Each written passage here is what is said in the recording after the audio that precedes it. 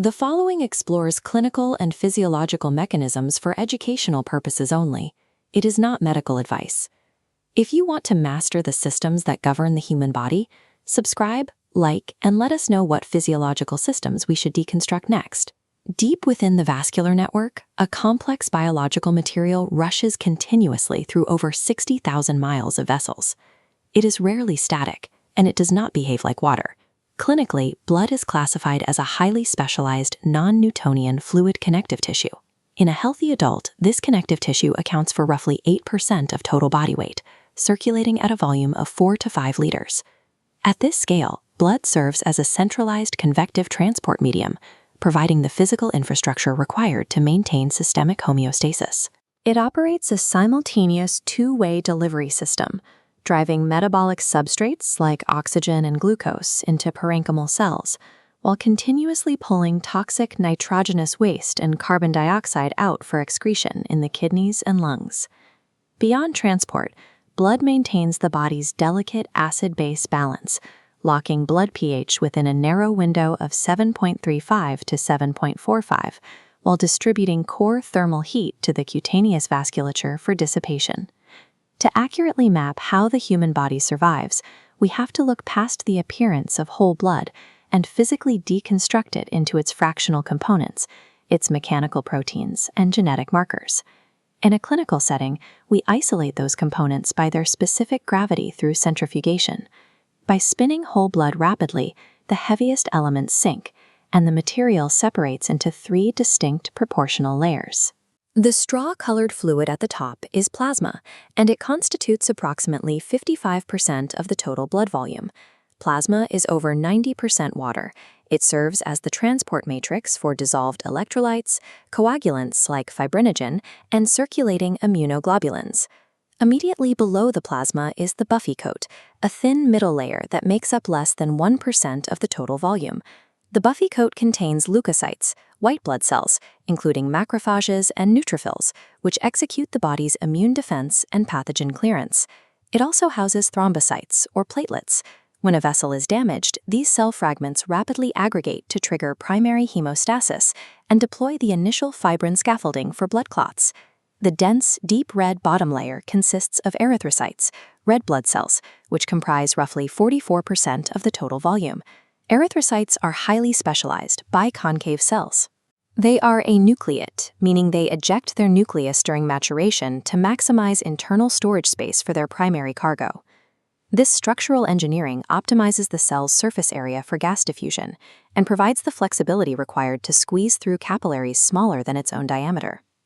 This reveals that blood is a heterogeneous tissue, where diverse cellular components with entirely different roles are suspended and transported within the same liquid matrix.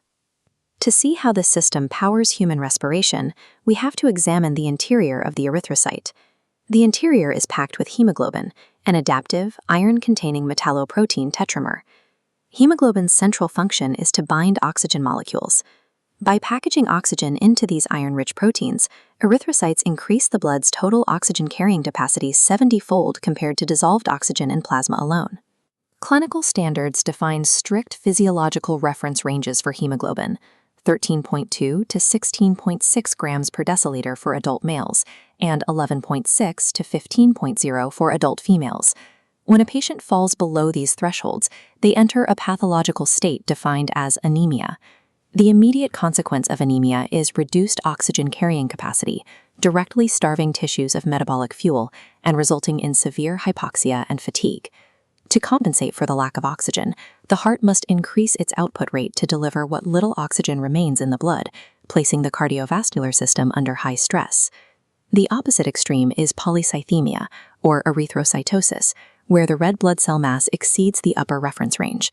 The mechanical danger here is physical density. An overabundance of erythrocytes significantly increases the shear viscosity of the blood. Hyperviscosity sharply elevates the risk of thrombosis and forces the heart muscle to pump a thick, sludge-like fluid through narrow capillary beds. Maintaining hemoglobin within these optimal ranges is critical. Any significant deviation forces the heart and lungs into a state of overcompensation. These parameters are not permanently static. The blood is heavily modulated by both nutrition and physical training. Synthesizing hemoglobin requires specific nutritional inputs: dietary iron to maintain ferritin stores, vitamin B12, and folate. A deficiency in any of these raw materials halts erythrocyte maturation, creating a bottleneck that limits physical and cognitive performance. Conversely, regular aerobic and endurance exercise physically alters the circulatory baseline within the body to meet steadily rising oxygen demands. Consistent training strengthens the diaphragm and increases alveolar capillarization in the lungs, improving the rate of gas exchange. To utilize that improved gas exchange, intense training triggers a biological increase in total red blood cell mass to upgrade the oxygen delivery network. The body simultaneously expands total plasma volume to offset the added red cells, which improves convective efficiency and can lower the resting heart rate. Through calculated diet and exercise, the body actively re-engineers the carrying capacity and fluid dynamics of its own blood.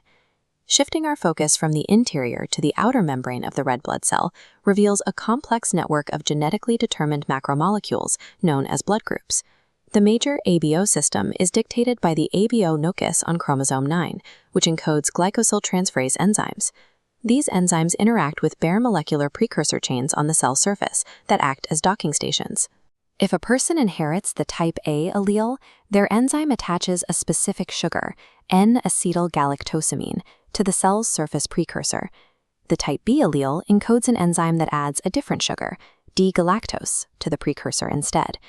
Type O results from a non-functional enzyme that fails to add any terminal sugar, leaving the initial precursor bare and unmodified. The immunological consequence of these markers is binary. The body produces antibodies that will bind to and destroy any red blood cells displaying foreign antigens. A second layer of identification comes from the Rh system.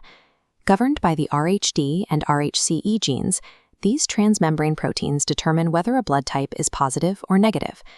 Before modern antigen typing, blood transfusions were frequently fatal, as unseen antibodies rapidly lysed incompatible donor cells, leading to acute renal failure and systemic collapse.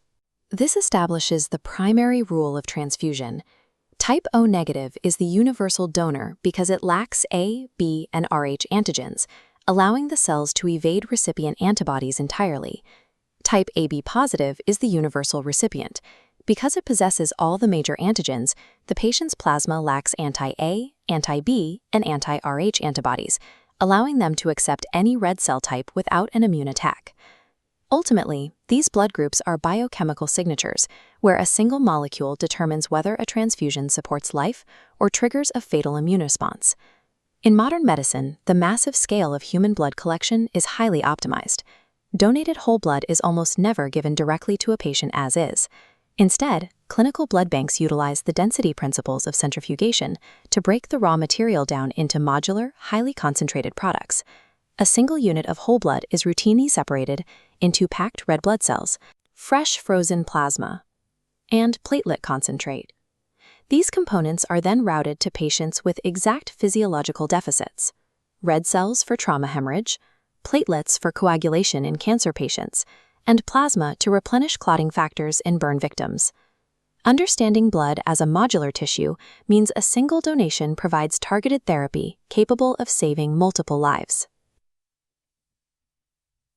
If you want to continue mapping the systems of the human body, hit the like button, subscribe, and leave a comment below specifying which medical literature or physiological systems we should deconstruct in the next video.